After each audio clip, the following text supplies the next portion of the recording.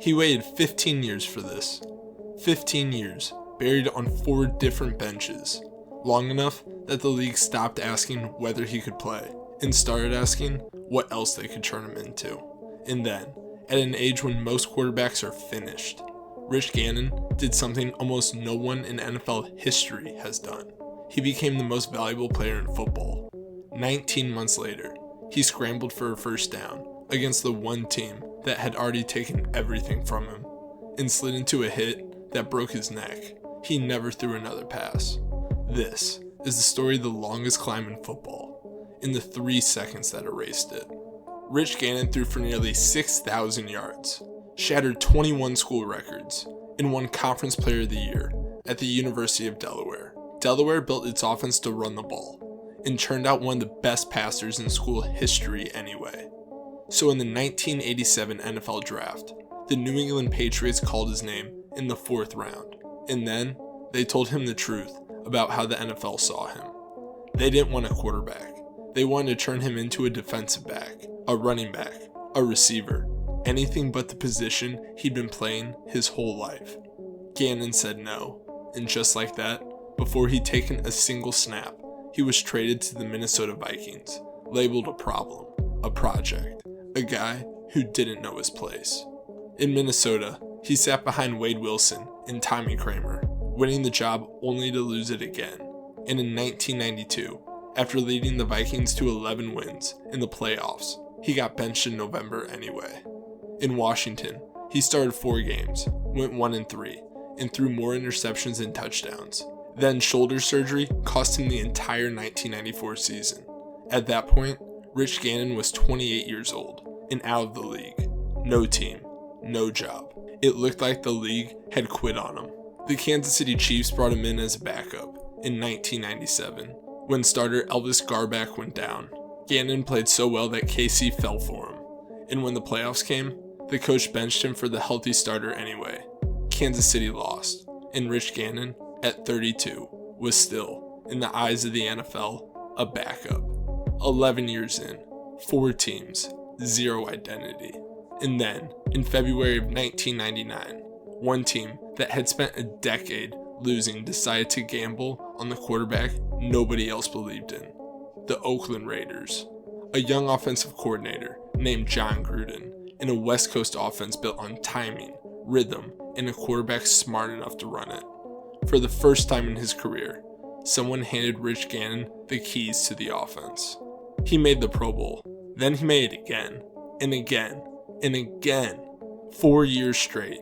He won the Pro Bowl MVP in back-to-back seasons, something no other player in NFL history has ever done.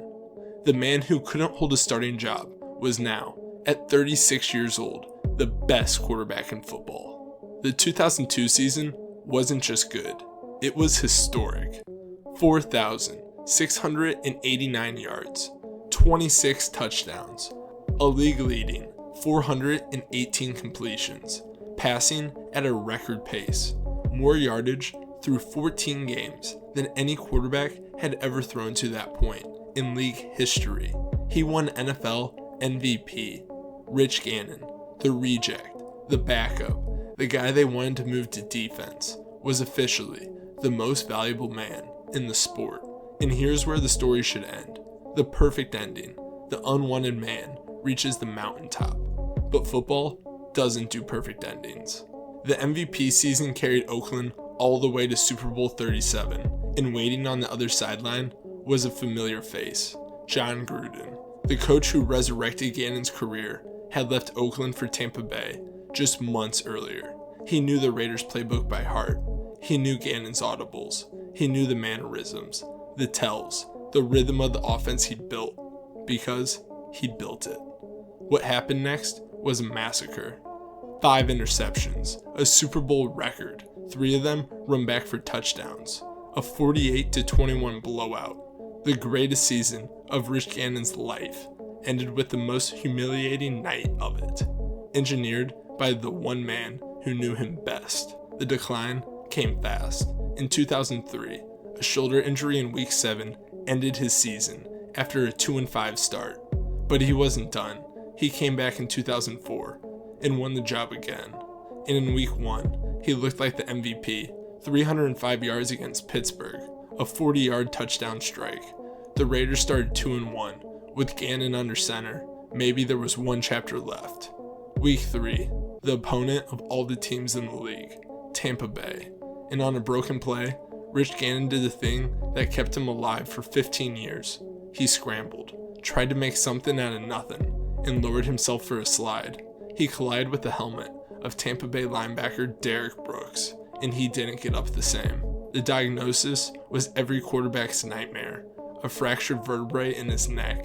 At first, they said 6 weeks, a tough break, a midseason absence. He ended up never playing another down again.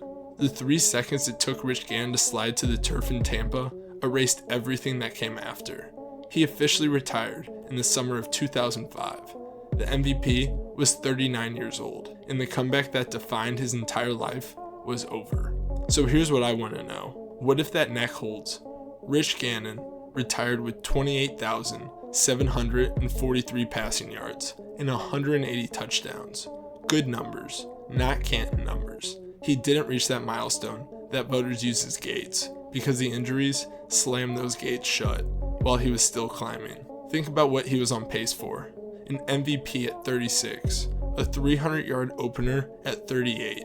If the body gives him even 2-3 more healthy seasons, the way Favre got him, the way Brady got him, does Rich Gannon walk into the Hall of Fame instead of fading into a trivia answer? We'll never know, and that's the tragedy.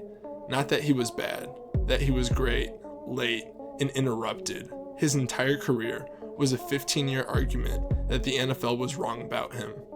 And just as he finally won that argument, it was taken out of his hands. Here's what the injury never touched. For 15 years, every coach who benched him, every team that let him walk, every scout who wanted to make him a safety, they were all writing the same story, that Rich Gannon wasn't good enough. The neck injury ended his career.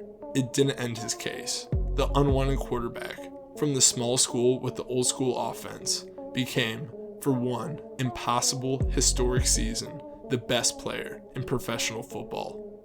They spent 15 years telling him no. He only needed 1 season to make them all say his name. Rich Gannon, the MVP nobody wanted. In the 3 seconds that stole the ending, he earned. If Gannon's clown got to you, you need to see what happened to the best running back whose peak might have been the greatest we've ever saw before it vanished. That's on the screen now. And if you believe Rich Gannon deserves a second look from Canton, drop it in the comments. We read them. This is the Gameday Giants.